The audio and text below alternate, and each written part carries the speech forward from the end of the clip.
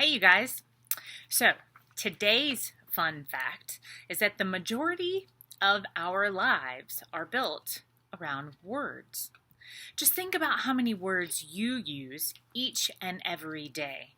Some of them are words said out loud, like when you greet somebody in the hallway or talk with friends at the school lunch table, through your mask maybe, but still. Or maybe a conversation that you share with your mom before bed. Some are words that are not spoken, like words typed in a text message or read in a book or posted on social media. Sometimes they're thoughts in your head that don't ever even come out loud. Words, though, help us connect to other people. And I think that makes them pretty stinking powerful.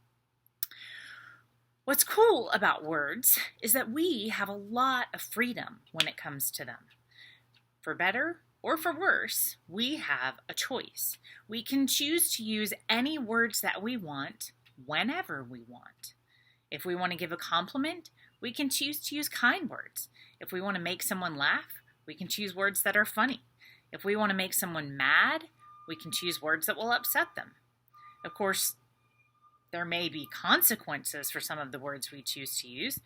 When we call someone a name or tell the dirty joke or make fun of someone who's different or even drop a cuss word or two into a conversation, we might get into trouble or we might hurt someone's feelings. But at the end of the day, we still have a choice to use those words or not. We still have freedom when it comes to our words. I don't know about you, but that makes me wonder this. Am I using my freedom in the best way when it comes to my words? So here's why I think this whole conversation with you guys about words is so tricky. Because if we're honest, most of us are probably thinking something along these lines. Is this really even that big of a deal? We all get that there are good words and there are bad words. We know that there are certain things we're just not supposed to say. But what is a bad word to one person may not be that bad to someone else. So really, who's to say whether or not we cuss or tell dirty jokes? Is it really that big of a deal to yell names at someone we're mad at or sing along with song lyrics that might be offensive to someone or maybe even just vulgar? I mean, if I think the words that I'm saying are okay, then it doesn't really matter what anybody else thinks, right? Again, I know this is tricky because honestly, all of us struggle with our words in one way or another. There are all kinds of reasons for why we use our words the way that we do. Maybe we hear our family saying them at home, so we repeat them ourselves. If the adults in our lives are talking like that, why can't we? Or maybe we use certain words because we want to fit in. Everyone else is saying them, and we think saying them ourselves will help us be accepted or included. Or maybe we think it's okay to use certain words because it makes people laugh. I mean, can't we just say, I'm kidding, after everything we say and it makes everything okay? Or if we hear them, but we're honest, we don't really know what it is that we're saying. Maybe we think it's okay to say certain words because we've heard Christians or other people at church using them. If they say those things, why can't we? Here's what I would say to all of that. I think we're focusing on the wrong things, y'all. See, it's not really the words themselves that are the biggest problem.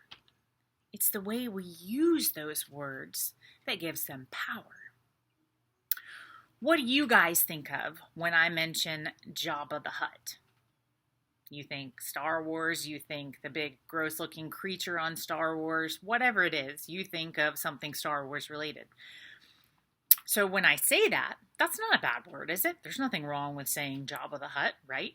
Well, when I was a kid, I was a really plump kid, my brothers used to call me Jabba the Hutt all the time. So the words themselves are not that bad, but they hurt my feelings. They made me feel the way my brothers intended for them to make me feel, which was that I was fat and I was gross, and that was not nice, was it? So it's not the words themselves, it is the intention behind the words.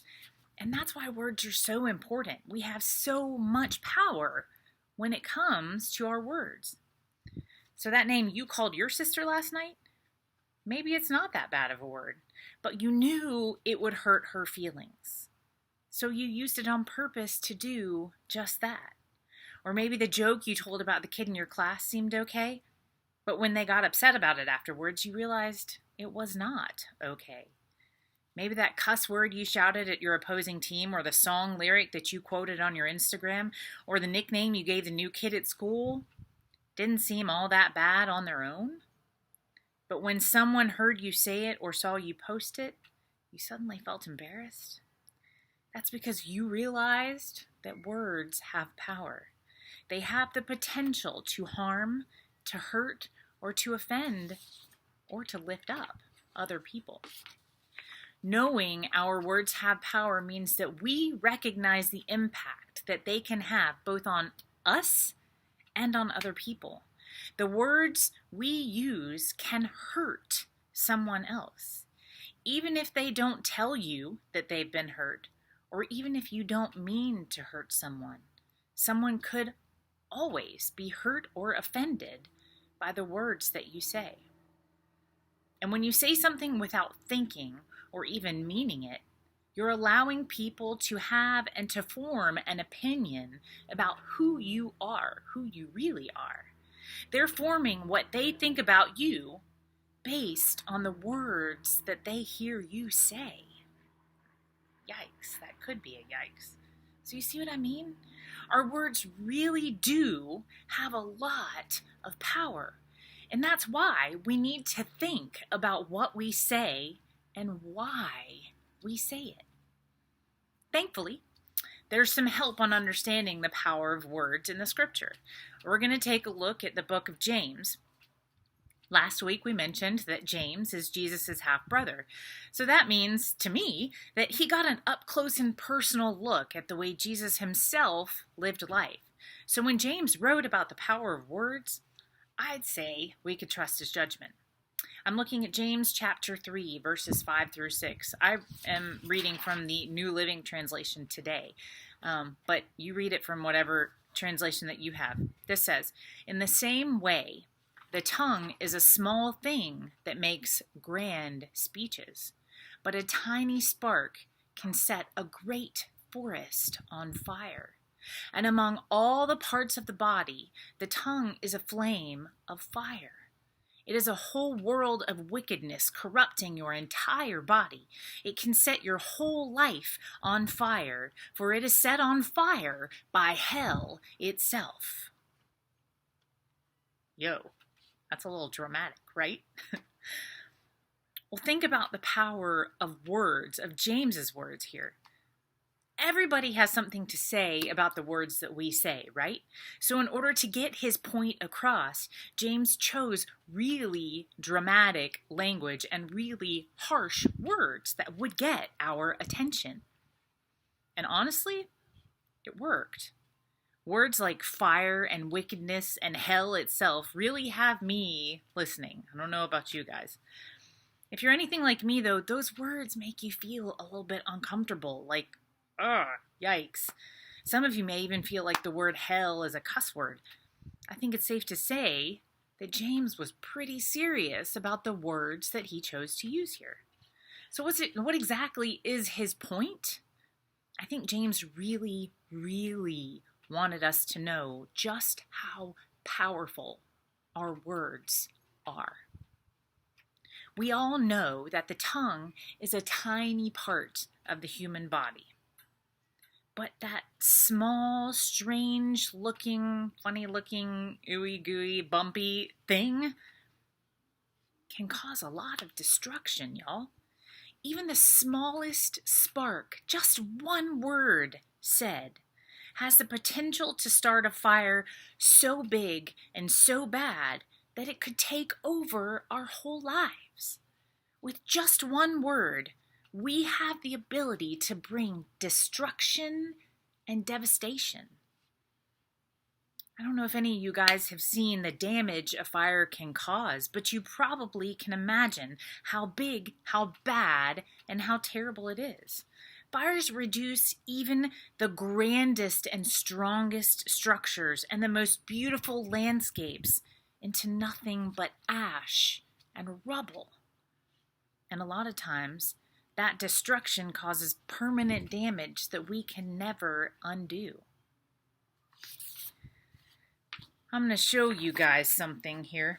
So I have this toothbrush, and this is toothpaste. You can see, where does it say? Oh, there it is. It says toothpaste, right? This is one of the little dental hygiene packs that I get to share with some homeless people that I run into. So this toothpaste, in its very, very mini little tube, is perfectly happy and good in there, right? It's just waiting to be used for when we brush our teeth. And when we use this toothpaste the way it's supposed to be used, let's see, I gotta poke the hole in it, my bad. Okay, so if I put it on this toothbrush, little bit of it here, and I went to brush my teeth, this toothpaste does great things, does it not? It protects my teeth, it keeps my dentist happy, it keeps me from getting gum disease, and all the bad things, right? But what about, I'm trying to poke the hole a little bit bigger here. What about if I use this in a way that it was not meant to be used? Say, I take this and I squirt it all over, and I empty all the toothpaste out of here. Shoot, now what do I do when I need to go brush my teeth? Oh, well, let's just put it all back in here and everything will be okay, right? Wait, do you know how to put toothpaste back into a tube? Have you ever tried?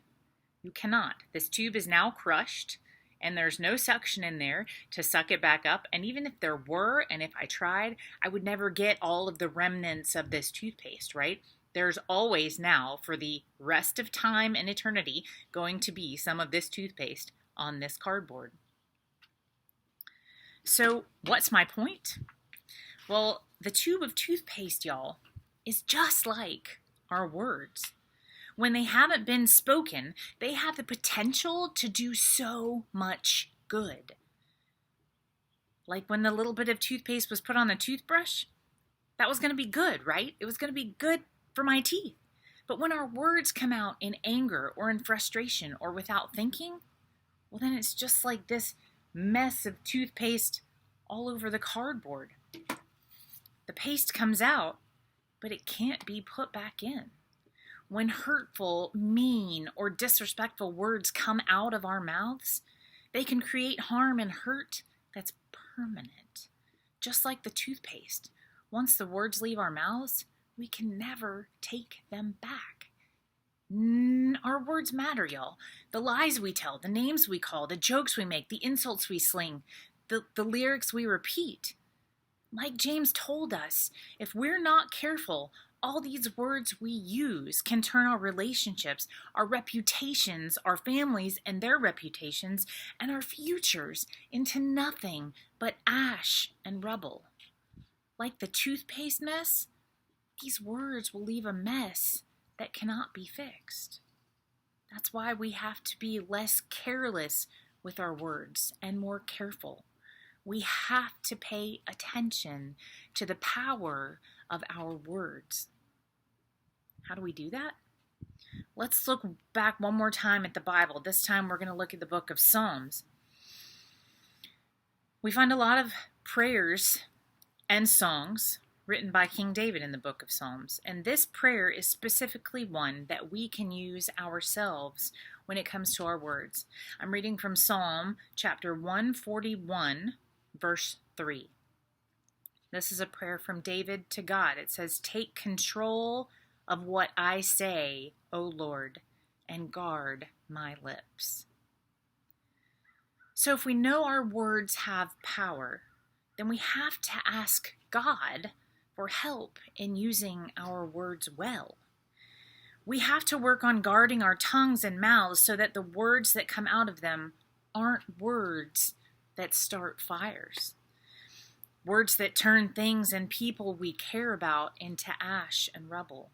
We have to work on controlling our words.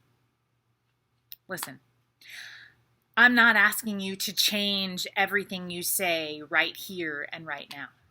I'm actually not even going to tell you what you can and can't say. But what I am asking you to do is to take some steps to help you pay attention to the power of your words this week. First, right now, think about your last words. Look at your last 10 text messages, or the last few comments you left on social media, or the last few songs you listened to, or even the last several things you've said to your close friends or family. Then ask yourself, what's the power in these words? Are they bringing destruction, ash, and rubble? Are they hurtful? Would you be embarrassed if I showed those words to the entire room right now? If the answer to any of that is yes, then you need to pause.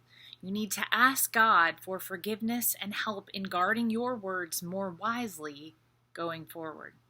Maybe you even need to ask forgiveness from the person you said those words to. Part of paying attention to the power of our words means recognizing when we're using them in ways that are hurtful to other people. So start there. Then take a step to make a change. How can you better control the words coming from your mouth so that you don't leave behind ash and rubble?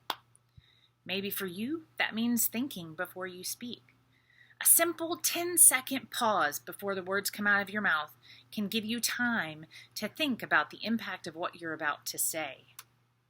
Maybe for you that means not saying something you know is wrong, no matter who is around. Sure, you can drop that cuss word when your parents aren't listening, or you can call that girl a name when she's blocked on your Instagram page.